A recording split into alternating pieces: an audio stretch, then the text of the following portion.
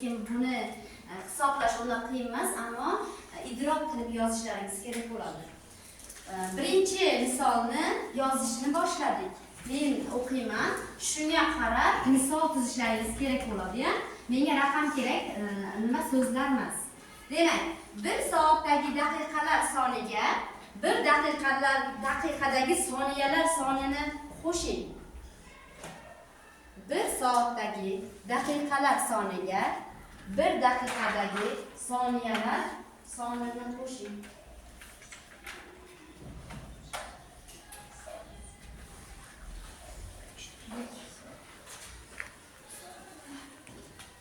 Yana o'qiyman. 1 soatdagi daqiqalar soniga 1 daqiqadagi soniyalar sonini qo'shing.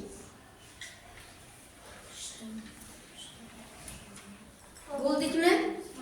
Ikkinchisi, bir kunning soatlari sonidan bir haftadagi kunlar sonini ayiring. Bir kunning soatlari sonidan bir haftadagi kunlar sonini ayiring.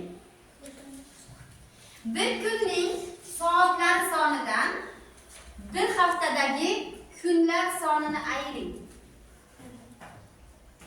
Judayam idrok kerak bo'ladigan diktatorlarga o'ylab, nimadirlarni o'ylab yozilgan diktatorlar.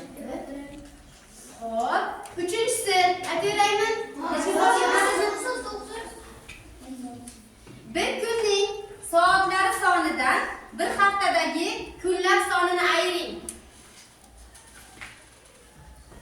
Uchinchisi, bir yilning oylarini bir haftadagi kunlarga ko'paytiring. Bir yilning oylarini bir haftadagi kunlarga ko'paytiring. Bir yilning oylarini bir haftaning kunlariga ko'paytiring.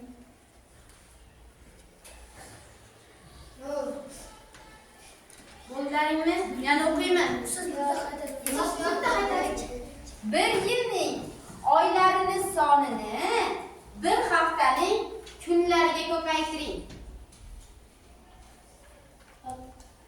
To'rtinchisi, 1 soatdagi daqiqalar sonini 15 ga bo'ling. 1 soatdagi daqiqalar sonini 15 ga bo'ling. Beshinchisi, bo'ldimi?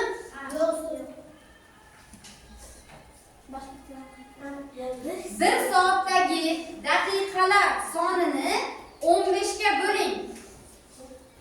Bo'ldimi? Bir haftadagi kunlar sonini bir oydagi haftalar soniga ko'paytiring. Bir haftadagi kunlar sonini bir oydagi haftalar soniga ko'paytiring. Bir haftadagi